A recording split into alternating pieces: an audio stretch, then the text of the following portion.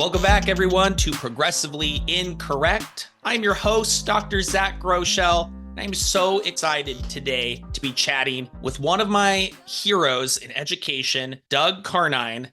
We're going to talk all about his new work, his new adventure. It is poised to change the world, I think. And so before we do that, just a note from about our sponsors, which is John Catt from Hotter Education, which publishes some of the best books in education, including my new sold out #1 best-selling book, Just Tell Them the Power of Explanations and Explicit Teaching. I have links to all of John Catt's books in their catalog for this year. Just follow those links and check out what they have and start your evidence-based journey today. Doug Carnine, it is so great to finally have you on the podcast. How are you doing today? I'm very pleased to meet you, and I'm very pleased for this opportunity because I think it's an important way to get the word out about what needs to happen in the field of education. I agree. And we're gonna discuss kind of how this is different than other past initiatives and so on.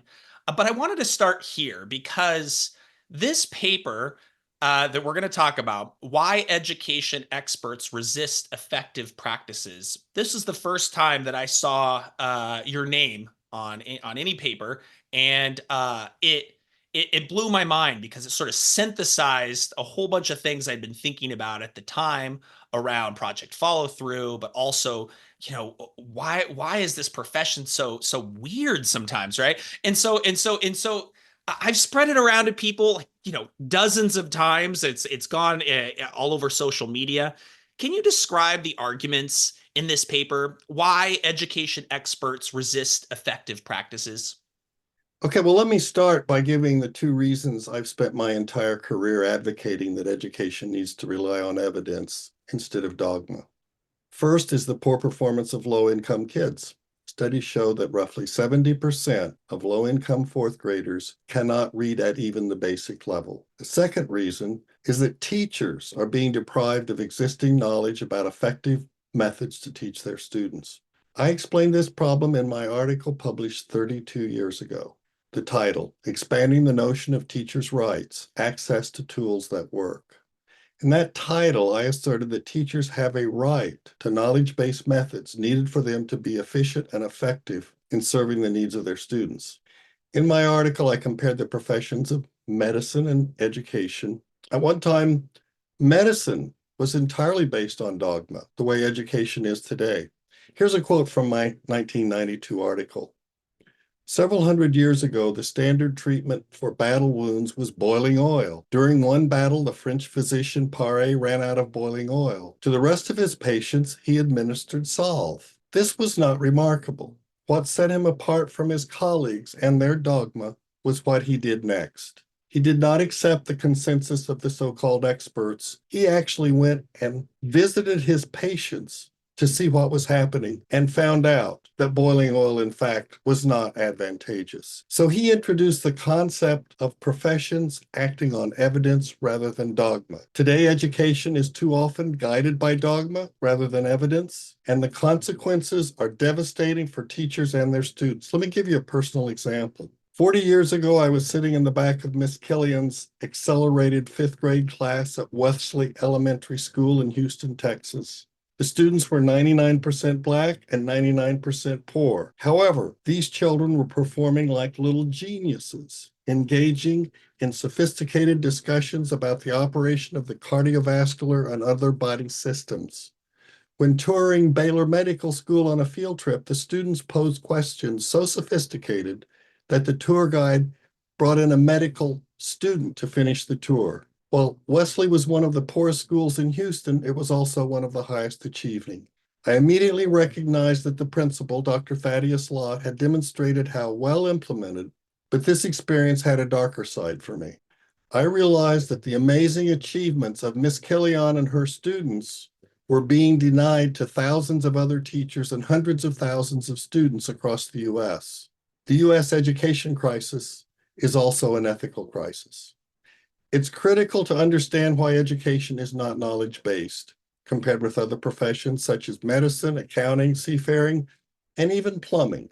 The essential knowledge-based components of a profession include the following: clinical supervised practice, licensure, professional preparation programs, accreditation of those preparation programs, relicensure based on continuing education requirements, and the roles and descriptions of the responsibilities of educators. Now, educators have these 6 components, so it would appear that education is a profession. However, they are not defined by the use of knowledge. And let me give you some details about how far off the mark education is. The National Center on Teacher Quality and the Evidence Advocacy Center, after analyzing programs across the United States, reported on the degree to which these 6 components are knowledge-based for instruction in beginning reading. Here are the findings.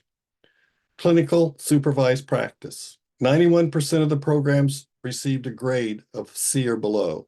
91%. Licensure for becoming a teacher. Over half the states do not require elementary educators to take a knowledge-based exam based on early reading instruction. 3, educator preparation programs. 72% of the programs were rated as inadequate. 4, accreditation of educator preparation programs. The 72% that were rated as inadequate, every one of them had been accredited. Relicensure based on continuing education. While this analysis is ongoing, many states do not have knowledge-based requirements for relicensure. In fact, one state allows taking a course in needlepoint to count toward continuing certification and relicensure. Finally, role descriptions and responsibilities. Given the findings for the preceding 5 components, it is not surprising that teachers continue to be deprived of the knowledge-based methods that would allow them to be much more effective and efficient in teaching their students. Clearly, my plea made 32 years ago that teachers have the right to effective instructional methods has fallen on deaf ears. Oh my goodness. There's a lot in that list that is triggering me right now. It's sort of disappointing. And I think a lot of people might say that the solution is, we can throw more money at this, or maybe everybody go and do what you want to do. Everybody's, sort of autonomous and doesn't need to follow this anyway. Teaching is an art and so on. You've come up with a solution that we're going to be talking about today. We'll push off the next question to the next one. I think we should talk about this. So you've been writing about this for some time, and different iterations have come about. What do you argue sort of needs to happen? What needs to be in place? We need knowledge-based methods to be the center of how teachers operate, but how can that concretely happen? Well, I think to talk about what concretely happens, I want to drop back to follow through about what we've learned. So follow through involved 16 approaches to how best educate students living in poverty. And the first lesson, and this is really the one that drove it home to me what I had to do. Evidence matters. The direct instruction approach, which Ms. Killian used in the example I gave earlier, demonstrated that children living in poverty could achieve at high levels. Now, this is profound because it means we do know how to reduce failure that is being experienced not just by students, but by their teachers. The second lesson, and you just alluded to this, money alone is not the answer. The question is whether you spend the money on dogma or evidence. With all the follow-through approaches, schools received additional funding so that the approaches could be fully implemented. Evaluation found that for some approaches that had more money, the students ended up worse off than those in control schools where they did not have extra money. In contrast, the direct instruction approach was based on a research perspective of continuous improvement and did produce highly significant scores greater than the control groups. So the question is whether you spend the money on dogma or evidence. The point is to not fund dogma. Let me give you a current example. This just happened yesterday. Quote, a lawsuit filed in Massachusetts State Court accuses famous literacy specialist Lucy Calkins, Irene Fountas, and Gay Sue Pinnell and their publisher Heinemann of publishing reading curriculum that they knew did not work. Adopting a consumer protection approach, the lawsuit charges the curriculum authors with, quote, deceptive and fraudulent marketing. This is what was said by the lead attorney. Think about this. If your car is broken and it's the fault of the manufacturer recalls the parts and fixes it. They do not charge you for their failure. It's outrageous. So the third lesson, education does not respect evidence. And this is so important to understand why we must make the changes that the Evidence Advocacy Center is promoting. As a sophomore at the University of Illinois, I received the National Science Foundation Fellowship to accelerate the training of experimental psychologists. Because of that training, I developed a deep respect for evidence and how it could be used to better the human condition. You can imagine how shocked I was when I was informed how the government was going to pass out funds to support the follow-through approaches to work with new schools. The government gave more funds to several ineffective follow-through approaches, but less funding to direct instruction. Here's how the government explained the extra money. They thought it would help the failed programs get better. Now, can you imagine the government giving more money to support ineffective COVID vaccines than to support effective COVID vaccines? Here's the fourth and final lesson. The findings from follow-through will be of value only to the extent that they contribute to education becoming a knowledge-based profession. You've said something that's been touched on in this podcast before, but this is probably the number one thing people have emailed me about and asked is why, right? And you've alluded to this, that we don't value evidence. It just seems corrupt. It seems there's something wrong for so many people when they hear the story of Project Follow Through. And one method was especially effective.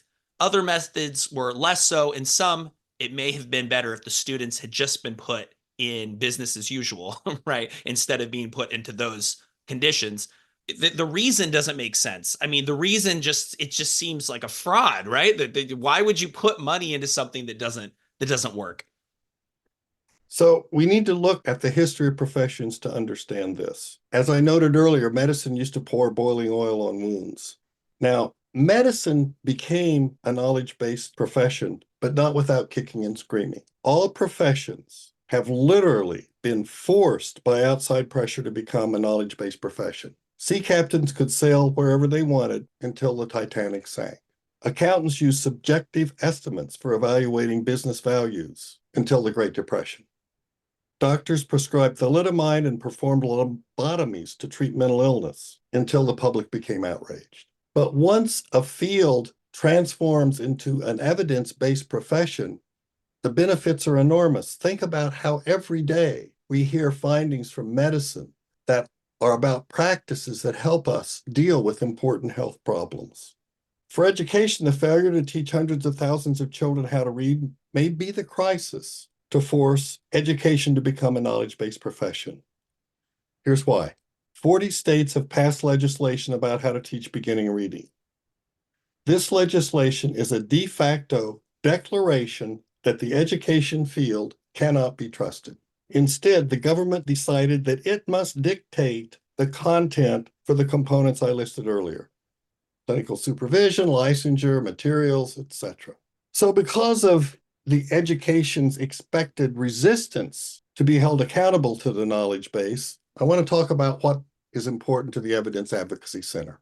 We are convinced that there must be a collaborative that includes the groups that are most harmed by our underperforming education system: parents and families, elected officials, social justice organizers, business employers, and post-secondary educators. These groups cannot meet their responsibilities as long as students exiting the K-12 system are not adequately prepared for continuing their education and having a successful career. These groups are needed as advocates for taking the steps necessary to transform education into a knowledge-based profession. Absolutely. So you recruit, let's say you're recruiting all these people. And by the way, I will post links to the Evidence Advocacy Center's website, and you can see all of these folks of various different backgrounds and different different sources of knowledge coming from all the places you just said. I'll post a link there so you can see that this is well underway. But what then are its goals? What are you meant to do with this coalition of people who want to put evidence at the center of what we do? So what we need to do is bring together the educators, the researchers, the government agencies, and the foundations to create work groups around the 6 components that need to be knowledge-based. Those work groups need to specify what is evidence-based clinical supervised practice, what constitutes evidence-based licensure, what needs to be done to constrain and advise so that professional preparation programs are evidence-based? How do we revise the accreditation system so that it no longer accredits failed programs? And how do we do relicensure so that the requirements for relicensure, again, are evidence-based? And then finally, the sixth work group would talk about how we infuse the knowledge that we have into the role descriptions, responsibilities, and expectations for educators. Love it. And right now these live as sort of you're building what I think they're called menus, right? We're building sort of strands and recommendations or resources, and these teams are getting together and am I right about this? Yes, the teams, what the EAC is doing the preparation necessary for the collaborative to do its work. So let me talk a little bit about the Evidence Advocacy Center. One of the remarkable things about it, it's a huge endeavor. We have over 100 professionals involved, and except for one person, they're all volunteers. If you go to the website, you'll see that these are nationally recognized experts in research, in policy, and in fact, the reason we created the Evidence Advocacy Center, and by we, I mean myself, Kelly Butler, Reed Lyon, and Linda Diamond, the reason we created it is that we saw success after success after success be abandoned, and the school and the district or the state returned to suboptimal performance. So Reed Lyon is the leader in reading research, headed the NICHD research program, multi-millions, hundreds of millions of dollars about how to find out how to teach reading. Kelly Butler was the CEO of the Barksdale Institute, one of the driving forces in what's called the Mississippi Miracle. Linda Diamond was a co-founder of Core Learning, which is one of the most effective and long-lasting and well-established intervention training programs, along with National Institute for Direct Instruction, and myself. So why are all these people volunteering, and why are the four of us doing this? It's because we're in despair over the needless failure of teachers and students. We have to be very clear that teachers are the victim of a failed system. Like Deming said, if you put a good person in a bad system, the bad system will win every time. So what we need and what we are doing is we are putting together the menus for the 9 components that make up the education system of our best resources, so that each of these sectors of the education system will have ready access to trustworthy practices and policies to help make this movement from a dogma-driven field to an evidence-based profession. And I think the first thing people would say when is like, how can you determine, without any bias entering into it, what those resources are? And what once they're up, how do we, as the science evolves or as people scrutinize these resources, how do we continuously change and augment those offerings? So the first question is, what constitutes evidence? And if you look at professions, legitimate professions, the way they operate is they bring together legitimate, and by legitimate, I mean individuals who know the evidence, use the evidence, and live the evidence. These people come together and they create the licensure exams. And that's exactly what we're doing. That's why we brought together 100 of the top level policymakers and researchers. Now, as we move forward, there will need to be additional reviews of what we have put together. And it may turn out that some of them don't have the value we initially thought. And it will definitely be the case that we must continually add to that. Because just as in medicine, which is a live science and keeps producing new results that has to get out to the doctors and the physician's assistants, same thing in education. Once we get on the evidence bandwagon, so to speak, then we can start producing new knowledge and continually increase the capabilities of teachers to meet the needs of their students. Yeah, there must be is there some sort of like fear of being transparent and putting these things out to the public, or it almost makes me think of the schools I've worked at where which like we didn't post our curriculum to the parents but anywhere, right? Because then it would be the target of scrutiny. People could look at it, right? But this is what you're doing is you're being completely transparent that these are the things our team put together, and it's through the crucible of science and of public sort of scrutiny that these things can over time be refined and be used. This is kind of like our trade manual, our sort of what we use as our knowledge base for teachers and as policymakers. Absolutely. And let me clarify that the Evidence Advocacy Center is not creating any new evidence. We work with a number of outstanding organizations that are bringing evidence to bear. We work and look closely at the findings from the Institute for Education Sciences. What we are is a form of a think tank and a clearinghouse for vetted research-based resources that can be trusted and readily used. And so you mentioned the IES and the What Works Clearinghouse indirectly. Like why doesn't that solve this problem? Like we have most teachers know I can Google and see what the What Works Clearinghouse says about X program or whatever. Why is that not fulfilling this need right now? Well, the Institute for Education Sciences has a number of excellent practice guides that we put in our menus.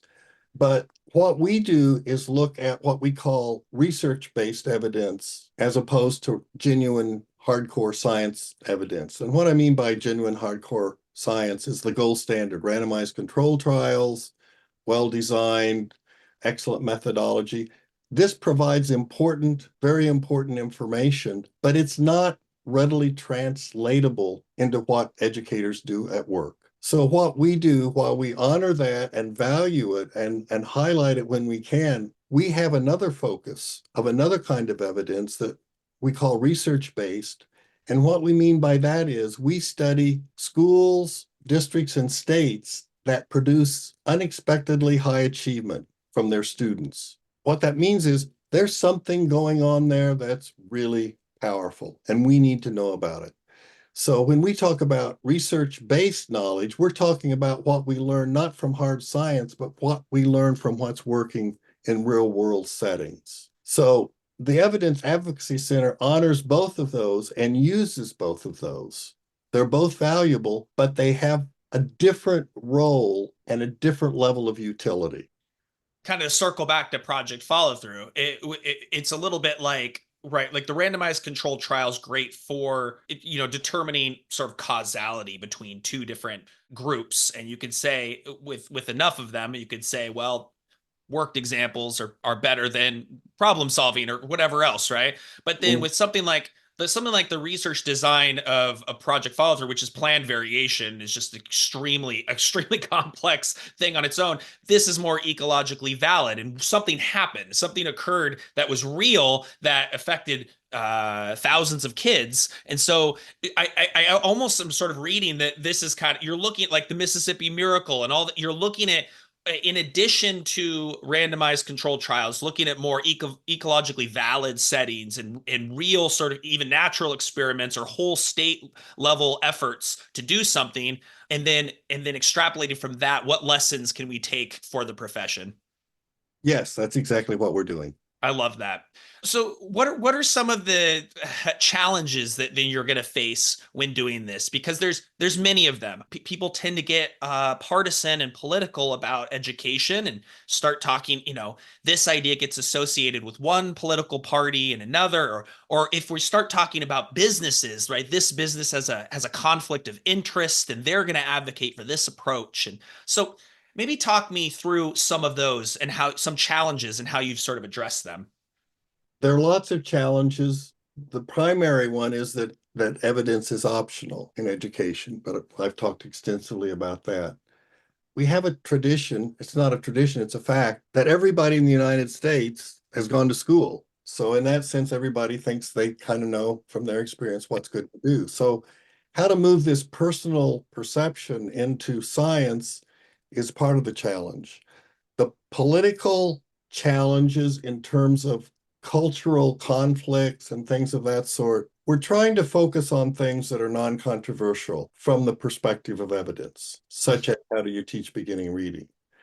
From the perspective of evidence, it's not controversial. However, within the field of education, with its dogma and the lawsuits I alluded to earlier, there's a lot of controversy. So one of the things is focusing on, especially now, how we teach. In other words, explicit instruction, sufficient practice, how to teach higher order thinking, how to generalize skills, focusing on these ways of teaching and learning that transcend reading, math, language, history, even. So, those are some of the challenges that we face and that we're trying to deal with. Another enormous challenge is that if states will recognize that the way you teach reading in Idaho is not different when you go 50 miles to the west and you're in Oregon, that there are certain science-based facts that transcend geopolitical lines, such as states. Now, states will always control the content, and there will be controversy around when you get into high school in particular. But we're focusing on things that are less controversial. We're trying to establish those areas where we have enough evidence that it's responsible to move forward, and trying to get the public and the elected officials to recognize that our greatest potential for moving forward is how we do collaborate and recognize the value of science and how it can transcend some of these divisions that are not productive. Just to summarize, so while states will control like their history content, or certain elements of the curriculum are going to be specific to that context, when it comes to teaching beginning reading and beginning math, but also just when it comes to instruction and the delivery of that instruction or the design of that instruction, that there are principles that we can rely on. There are science-based methods, and these need to be in the hands of all schools, and they need to be there needs to be a certain knowledge base. And so that's what you're doing, basically organizing this knowledge in a way that is transparent, that is public, that is based on a collective of people from various backgrounds all know and have put out there for us to use, and then we can from there take it from there and we can build on it. I think it's fascinating, but I know there's something. I know it's way more difficult than it sounds like, so nice and so clean when I said it that way, but I know it's a lot more challenging than that. Well, it's true. And that's why I'm going to return to the notion of the collaborative, that no profession has ever transformed into an accountable, evidence-based profession without outside pressure. And it's going to be the same for education. So the collaborative is absolutely essential, and the involvement of those groups who are hindered in carrying out their responsibilities because of poor performance in K-12, their contributions are essential, and it will be a very difficult process, but without the involvement of both the education arena and these outside advocates who are concerned about what happens to teachers and kids, bringing these two worlds together and moving forward is the only way that we're going to resolve the education crisis. Absolutely agree. I'm thinking back to my own experience working in curriculum adoption committees in schools. So let me paint the scene where a bunch of folks that the principal thinks are pretty smart, want to pay them a little extra to come in after school, are going to sit around at a table, and we're all going to look at a bunch of samples that the publishers have sent us, and the correct or more effective program for learning could be selected, but it really feels like what's guiding those decisions are things that are unrelated to learning, like how pretty the presentation of the samples are, how so-called engaging this might be for kids. This might get them excited with all these colorful images. Then we purchase an over-bloated program that is very difficult to use for the teachers, or it's very simple, but it doesn't have the instructional ingredients that are needed to learn the material. This whole committee that was costly, that took all of us away from our kids, led to choosing the wrong solution for the school for the next 5 years, right? I've seen this on repeat now several times in several schools. Is there a way that then the Evidence Advocacy Center could be sort of a filter for that kind of nonsense, but so that we schools themselves can do this kind of work? Or do you see it working at a more top-down level to make sure that that committee doesn't even convene? I'm curious about your thoughts. It's important that you bring up instructional materials because that's like the core professional tool that educators have, teachers have. And I'm sad to say that what you described is very accurate. In fact, I did advocacy for the use of evidence in education about 20 years ago. And one of the things that came up was I heard that a publisher was going to have a research meeting. And so one of our staff members, I said, "Oh, you've got to go. This is really exciting." She went to the meeting, and what the research was where the teachers would look when they turned the page. In other words, would they look to the upper right in case that would mean that's where you would want the attractive illustration. So in a profession, if you have the components I described that are evidence-based, particularly licensure exams and making sure preparation programs have the right content, several things will happen. One is there will be people on those committees who will know what to look for. Secondly, there will be ways in which programs can actually be tried out to see if they work. Now, one of the things in education that is structurally prohibiting the development of effective programs is you keep changing the goalpost. Now, what do I mean by that? Every few years, a state changes its standards. That means the publisher has to change what they put in the program. That means the program that was used 4 years ago, you don't know whether it works or not, and it doesn't matter because it's going to be replaced. So here we have to go back to this notion of non-controversial core areas where we have a stable goalpost, like beginning reading, like math. If you have a stable goalpost, then programs can get better year after year, decade after decade. But if we keep changing the goalposts, you never know what works because something new has come along and you have to change the program, spend more money, buy something that's not going to work, and go through the process that you unfortunately so accurately described. Do you think, like, a lot of teachers suspect that this is all a ploy by the publishing companies to keep being able to churn out more materials? Like this is good for them because every time we change something, it just means that now they have the mandate to make new materials and everybody has to repurchase. That's at least what it feels like. But you're saying, like, if we could if maybe if the assessment people and the standards people could agree, or we could all agree that that this is going to be stable for some time, then we can iterate through field testing and through research these materials to get the best result. But they keep changing the goalposts, from what I understand.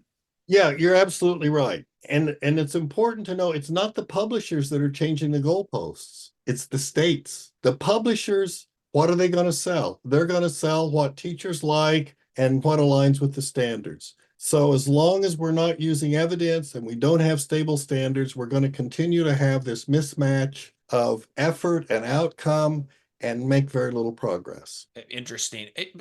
One of the issues that just kind of comes up when I think about this is that the standards movement around Common Core just sort of seemed like a failure in a lot of ways, or at least it didn't create the big change that people wanted. People that are sort of intimately understand the Common Core standards better than I do would describe a very troubling issues with the progressions and so on. And it just sort of felt like that was going to be the solution, and a bunch of states adopted it, and it didn't pan out, right? So I mean, what Yeah. what would your replacement be for that entire movement?